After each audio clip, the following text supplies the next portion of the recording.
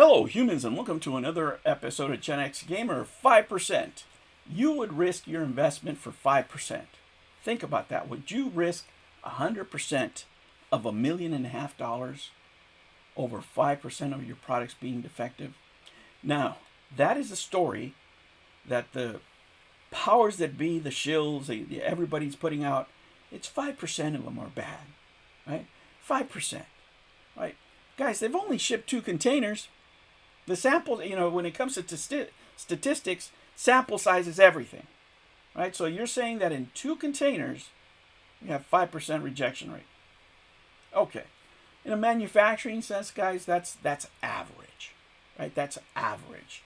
If I got hired as a quality analyst for a company, my job would be to get it from, those numbers up. Right, I instead of having a 95% acceptance rate, I need to get it to 98. Right, if I get it to 98, I'm getting a pretty good bonus that year. Because that's money that's saved to the company. Now, what these guys are saying, remember the numbers. We did the calculation on containers, right? So let's say they got the biggest containers. I think we calculate like 476, 463, but just to use round numbers, guys. Let's just say that there's 500 in each container. Okay. Right, so there's 1,000, out there floating around, right? The first one that sold out, okay, and then we have a second one, okay. So 95% of them are good, right? 95% of them, right? What is that? What is that number? That means there's 50 consoles out there that are bad so far because you haven't shipped all of them. Right? So that 5% number can change really quick. But for the sake of this conversation, let's just keep it at 5%. Okay? So for 5%, you're getting all this bad press, right? Where you could just replace the RetroPie or give them another SD flash card, whatever it is, however this thing is made. That's all you have to do is replace 50 items. Where in a community where people go, you know what? They're understanding. It came from China. China's quality's not that great. No problem. You know what, bro? Send me another one. John D. He's my boy. I like him. I'm just going to swap it out. Right? Most of the people that bought this arcade would have done that. Right? Because they're already fans. They're already fans. It's not a tough sell. They would forgive you for that. Did they do that? No. Why? I could not tell you. Right? I don't know anybody with a worthwhile degree in business that would make this choice, right? Can you imagine, putting at risk $1.5 million of your investment over 50 bad parts? That's what we're talking about, 50. That's 50 that have been found out there in the wild because we know they haven't sold 1,000 because the second container just came out, right? But it doesn't matter how many containers. At the end of the day, it's only 5%, right? So it's like, out of every 1,000, it's only like 50 consoles, right? Did RetroPies go sky high? Did you not make enough? Don't you have any from repair? Can't we just ship them to the customers instead of going through all this crap? Because apparently most of them are good. So get some of the good ones, right? What any business owner would do, okay, let's test them all. How many good ones do I have? Okay, let me take those good ones out. Let me send them to the customers that are complaining. Let's take care of them. So we don't have that, that bad PR out there and customers are happy going, hey, you know what? I got a bad one and they fixed it right away. Is that the narrative? No, it's not. Right? It's not. Somebody made a decision, you know what? No, we're not going to do that. Not even try? Not even try. The projected losses. The projected losses at minimum so far, what do you think they are? How many people do you think are not buying this because of that?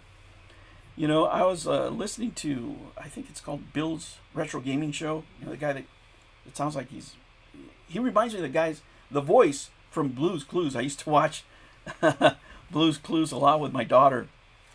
But anyway, he was, talking about this, but I saw this comment on here.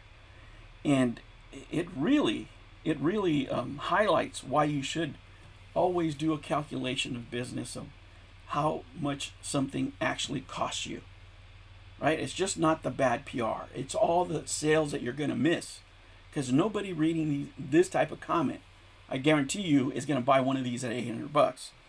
This company completely jerked me around. This is Octoman Games. Gave me BS fixes. Didn't link me the image to fix the pie. Gave me the runaround. Never got back to me. Then, each time I would reach out, they procrastinated. Send us the barcode on the cab. I did not answer back. I said, I did. No answer back. A week passed. I reach out again. Then they asked for the order number and where I bought it and gave it to them. No answer back.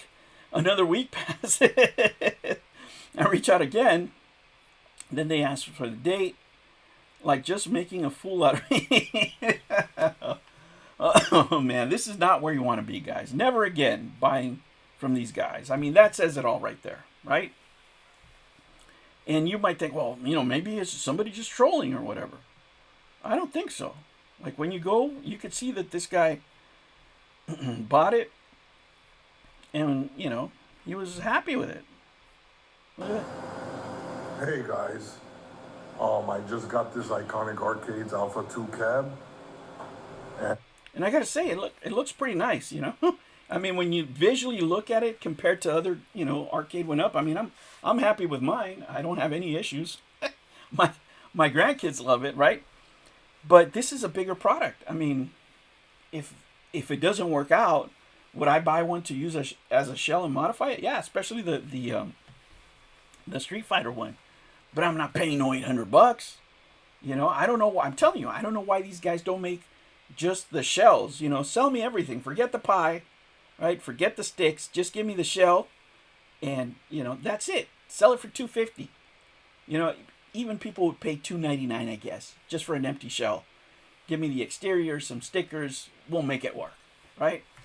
And they might do that even with the games if they can't fix this. It's working fine. This morning I turned it on and it had no sound. It was playing, it was perfect. I reset it a few times, no sound. I even installed other speakers, thinking that maybe the speakers blew out. There's no sound whatsoever. And now when you turn it on, it doesn't even initiate. And it shows screens I didn't see before, and now it just gets stuck on this screen. Oh man, he's not even getting the flavor colors there. But I mean, these are the type of things you can avoid, guys. Can you think about it? Just think about it. I mean, I don't think you need a degree in business to say, you know what, let me make my customers happy. I don't want to have this PR. Yeah, I'm going to lose on these future cabinets, but I can have, whoever's making them in China who screwed them up, just send me extra parts, and I'll replace those. And you do that stuff in business, guys, when, sometimes in shipping, a couple of things break, and you use units for repair, right? You use it for parts, for other things. But not even that. Even if they fix it sometimes this week, I mean, the damage has been done, right? The image of this company has been tarnished at launch, which is not what you want to do, guys. In a brand new business, you need to measure 3 times and cut once, right? Because you want to make sure that your product is absolutely right on point, full of quality, no customer complaints. That is your goal, because you can't sell them on price, especially if you're a business you're starting.